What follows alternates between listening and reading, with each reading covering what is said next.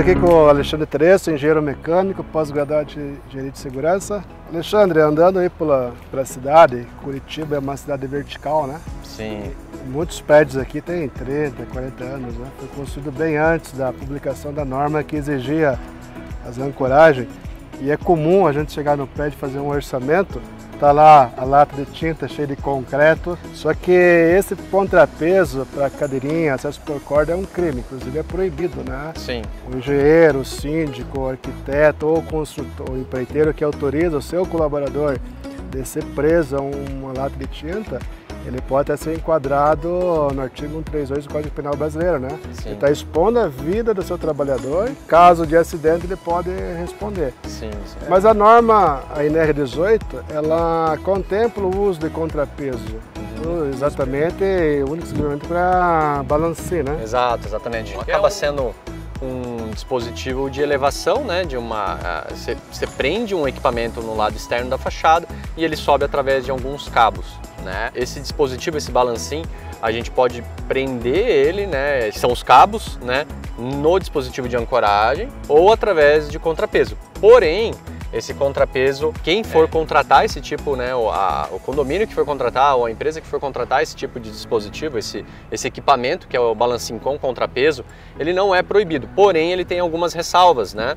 Ele tem algumas ressalvas, por exemplo, que você tem que ter um projeto específico, tem que ter um manual do equipamento, quem for locar isso tem que ter toda a certificação, tem que ter uma RT de fabricação, sabe? O contrapeso específico, ele tem que estar com a marcação de quanto de carga que é necessária. Aí vem um outro detalhe, né? Não necessariamente a carga que você coloca do balancim, né, para suportar esse esforço e tudo mais, a laje do condomínio está preparada para receber isso também, entende? Então tem um monte de ressalvas que quando a empresa que é contratada para fazer esse tipo de instalação, ela tem que estar atenta, né, a esses detalhes. E por isso que é bem importante que tenha um profissional habilitado. Normalmente tem 4 cabos de aço, né? Isso, exatamente. Tem um balancim manual, né, que é aquela catraca, né, manual, que passa o cabo por dentro da catraca. E na própria catraca passa um outro cabo, que é o cabo do freio. Então, o balancim ele funciona com 2 catracas, uma para cada lado. E para cada catraca, né, obviamente, são 2 cabos. Tá? Cada cabo pesa no mínimo 500 quilos, né? Exato, exatamente. 2.000 quilos, 2 toneladas. Isso.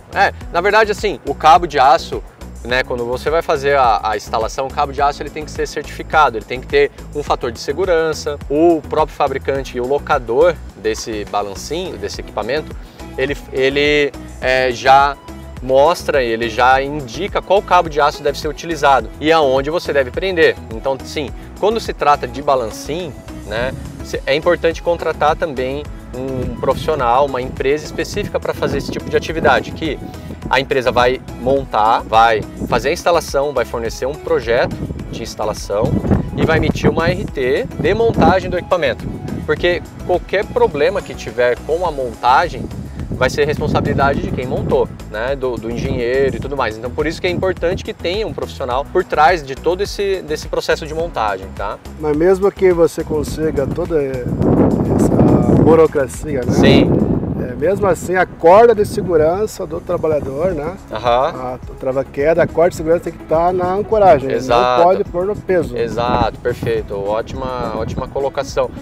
O contrapeso ele é específico para o balancim, tá? Ele não é proibido para o balancim, porém, para a pessoa que vai fazer o acesso por corda ou vai utilizar uma corda de segurança dentro do balancim, ele tem que ter um dispositivo de ancoragem separado. E tá? Essa ancoragem tem que suportar 1.500 Exato, perfeito. A ancoragem ela tem que ser instalada por um profissional legalmente habilitado, tem que ter uma assinatura, tem que ter um RT, um laudo e toda a certificação também separada. Exatamente. A corda também tem que ter a certificação, tem que utilizar o trava-quedas, o cinto de segurança, tem cinto tipo paraquedista, né? Mas hoje nós vemos no Brasil que muitos profissionais ainda usam o peso, uma lata de tinta, de concreto, pesa lá 45 kg cada uma. Aí ele pensa, eu peso 100 kg, posso pôr 2 latas, né? Só que ele não calcula que se a corda romper, a corda de segurança vai receber o peso dele, mais a energia da queda, né? A gente acaba até brincando, né, que é um esforço dinâmico, né? Ele tem um impacto dinâmico na corda, né? Esse impacto dinâmico não necessariamente é 100 quilos. O impacto dinâmico acaba sendo, vamos dizer assim, né, acaba sendo muito, 2, 3, 4 vezes maior, porque depende do peso, às vezes ele está carregando material, depende também se a corda estava esticada ou não, às vezes a corda não está esticada devidamente, e aí até ela esticar a corda, ele tem uma aceleração da gravidade que faz com que o impacto seja maior ainda, então por isso que é bem importante a corda ser num dispositivo separado do que num contrapeso. Em contrapeso, esqueça, não pode, é proibido. Por isso que a corda tem que suportar 3.200 kg, Exato. a ancoragem 1.500. Perfeito, perfeito. Alexandre, nesses 20 anos que eu faço parte do Comitê de Amparo a Trabalhadores Vítimas de Acidente, eu fui na velório 10 pintores. E os 10 morreram em Curitiba, né? Sim. Queda de altura, problema com a ancoragem. Com ancoragem, com contrapeso. Contrapeso, cordas mal dimensionadas. Infelizmente, né? Teve um caso em que ele caiu, a queda não era para ser fatal, ele estava num prédio de 22 andares, a corda de trabalho dele rompeu, ele estava a 6 metros do chão. Só que quando ele chegou no chão, o peso veio em cima dele. Porque já essa norma já é uma norma antiga. É uma norma 26, antiga. né? Exato. E infelizmente muitos síndicos ainda não têm um conhecimento disso. Então é importante esse trabalho, né, de trazer essa informação para que todo mundo tenha o conhecimento e às vezes não tem esse dispositivo de ancoragem e acaba tendo esses problemas de acidentes, né? E quando o acidente ocorre, normalmente só para o condomínio. Exatamente. E essa parte do condomínio. Obrigado, Alexandre. Obrigado, pessoal. Até mais.